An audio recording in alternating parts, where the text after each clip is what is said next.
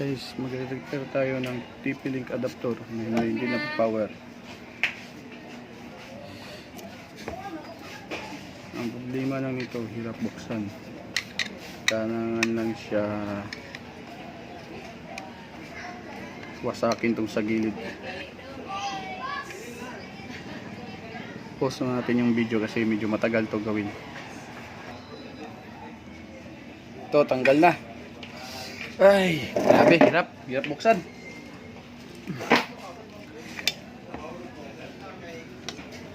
Kailangan na siya.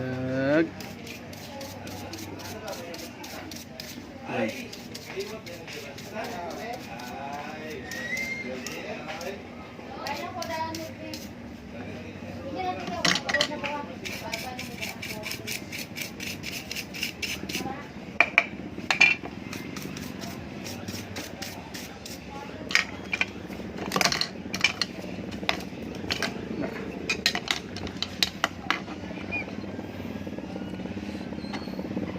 Ang laging nasisira dito guys, itong 10 ohms na resistor. Ito na kabalot. Ito. Yan. 10 ohms. Yan. Ito yung nasisira. Gawin lang dito, papalitan lang. Tanggalin lang to.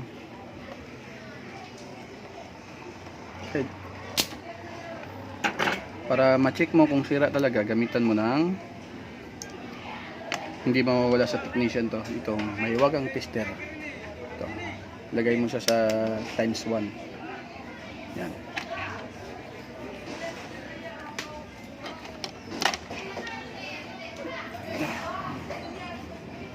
Times 1. Tester mo siya. Dulo sa dulo. Dapat kung hindi siya magtakbo dapat magtakbo to. Kung hindi siya magtakbo, sira na. Ito, hindi ayun siya magtakbo, sira na to guys. 10 ohms to, 10 ohms. Yung 10 ohms ata ano siya color niya is brown black or brown black gold, ganun yung kulay niya. Ito papalitan.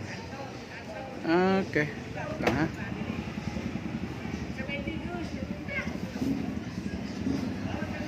Ito yung laging nasisira guys. Parang ano to siya thermal fuse.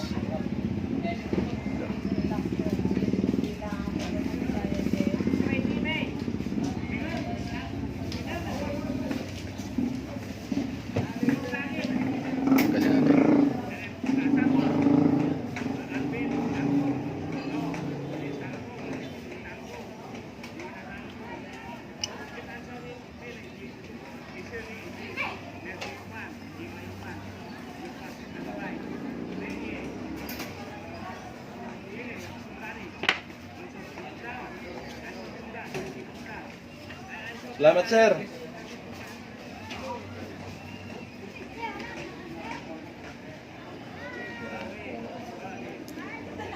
Ito. Ayan. Brown, black gold. Ayan.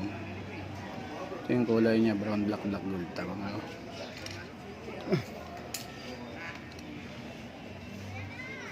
Ayan. Wala na. Sira na. Pause natin yung video kasi maghanap muna ako ng pamalit nito.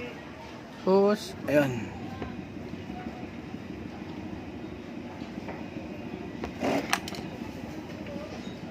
Ano kung kuan ba?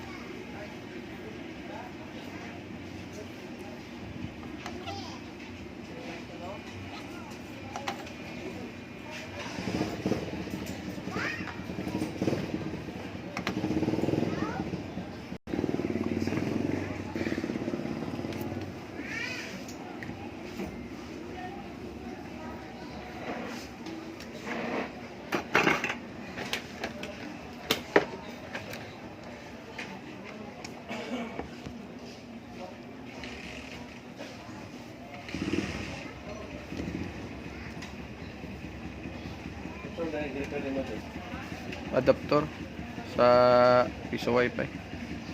Yang antenna. Sunog. Kuya Agamigas. May tagad-tagiya eh. Sa daan naman. Sunog yun eh.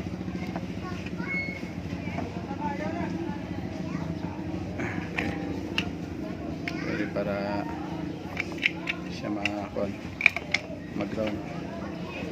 Liwat ko. Pusa to ng... Yan, umilaw na. Okay, success. Balik na lang natin. Yan. Hindi pwede siya mapatong na. Patong na. Nagkapundo man ikuan. 40 daw sila kapasito. Pero di na makapatay na. Yan. Sakit lang. Mamaat. Mulig pakibigas. Matay lagyan bigas sa isunang lagi. Pagbalik dito guys, kailangan mo lagyan ng glue stick. Kagilid. Ito, glue stick mo dito. Yan. Okay. Okay, tapos na.